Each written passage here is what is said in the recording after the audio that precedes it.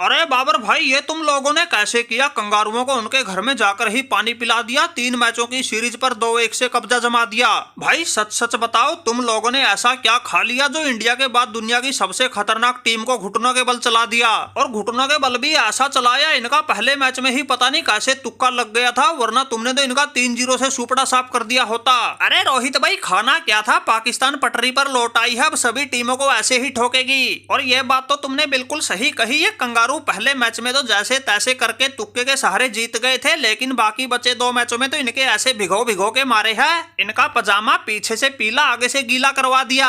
और ऑस्ट्रेलिया में आके ऑस्ट्रेलिया को हरा के क्या चीज है पाकिस्तान पूरी दुनिया को दिखा दिया। अरे इनकी हालत का अंदाजा तो इसी बात से लगा लो, 50 ओवरों का मैच था, ये हमारे शेर गेंदबाजों के आगे 30-35 ओवर भी नहीं टिक पा रहे थे। अरे बाबर भाई, तुम्हारी सीरीज पर तो हमारी भी बिल्कुल पैनी नजर थी, सब कुछ बिल्कुल बारीकी से देखा था। तुम लोगों का इन कंगारुओं में खौफ तो खूब था, और ये उस खौफ का ही नतीजा था। आखिरी मैच में तो ये डरपोक पैट कमिंस डर के मारे खेला ही नहीं। अरे रोहित भाई, अकेला पैट कमिंस नहीं, इन लोगों ने लगभग आधी टीम बदली थी, लेकिन मैच का नतीजा नहीं बदला। मैच का तो भाई वही हाल हुआ जो दूसरे वनडे में हुआ था। हमारे गेंदबाजों ने इनके बल्लेबाजों को ऐसे आड़े हाथों लिया था, एक आध को ही 2.5 का आंकड़ा छूने दिया था, और 30-32 ओवर में ही पूरी कंगारू पलटन को निपटा के पवेलियन पहुंचा दिया था। रोहित भाई, मैं तो कहता हूँ तुम भी चिंता मत करो, तुम्हें WTC के फाइनल में पहुंचने के लिए इनके खिलाफ 5 में से 4 टेस्ट मैच जीतने हैं। अरे बड़े आराम से जीत जाओगे, बस ऑस्ट्रेलिया दौरे पर जाने से पहले एक बार हमारे गेंदबाजों से वो टेक्निकल पॉइंट जान लेना, जिनके सहारे हमने इनकी घर में घुसकर ही लंका लगाई है। फिर तुम बिल्कुल भी मार नहीं खाओगे, 4 छोड़ो 5 में से 5 के 5 मैच जीत के आओगे।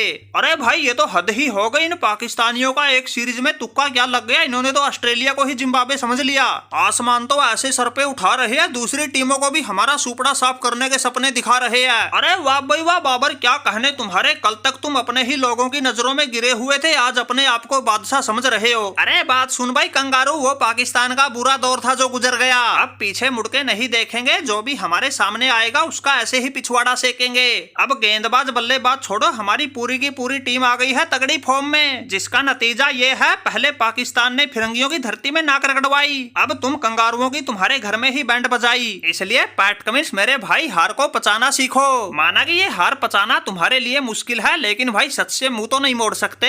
और रही बात भाई ऑस्ट्रेलिया को जिम्बाब्वे समझने की, अरे इसमें तो कोई दो राय ही नहीं है, तुम्हें तो भाई जिम्बाब्वे वालों की तरह ही उछाल उछाल के कूटा है, और तुम्हारी इज्जत को तुम्हारे घर में आकर ही लूटा है। अगर फिर भी नहीं यकीन आ रहा, स्कोर बोर्ड पर निगाह मार के देख लो, पहले मैच में तुमसे 203 रन बने थे, दूसरे में 163, तीसरे में 140। बताओ ये कोई स्कोर है? आजकल तो टीमें T20 में ही 300 ठोक देती है, तुमसे वनडे में ही 150 का आंकड़ा बड़ी मुश्किल से छुआ गया था। अरे ना भाई ना बाबर, तुम लोगों ने जरूर कोई टोना टोटका किया है, वरना यार ऐसा उल्टफेर होना तो संभव ही नहीं। कोई टीम ऑस्ट्रेलिया में आके ऑस्ट्रेलिया को हरा दे, वो भी पाकिस्तान जैसी। अबे कंगारू, पाकिस्तान ने ही की है तुम्हारी ऐसी की तैसी, और ये कोई सपने में बातें ना हो रही, पूरी दुनिया ने देखी है। तुम्हें सीरीज में भी 2-1 से हराया है, 50-50 ओवरों का मैच हमने 25 ओवर में भी जीत के दिखाया है। ऐसे थोड़े ही हमारे शेर गेंदबाजों ने पूरा एडी चोटी का जोर लगा रखा था, ये तो हमने पहले ही प्लान बना रखा था, कुछ भी हो जाए कंगारुओं के टांके तोड़कर ही दम लेंगे। अरे बाबर भाई, तुमने इस वनडे सीरीज में तो बिल्कुल सही कलेश काट दिया, अब 14 तारीख से होने वाली T20 सीरीज में भी इनकी ऐसे ही बैंड बजा देना और इनकी अच्छे से सुझा देना।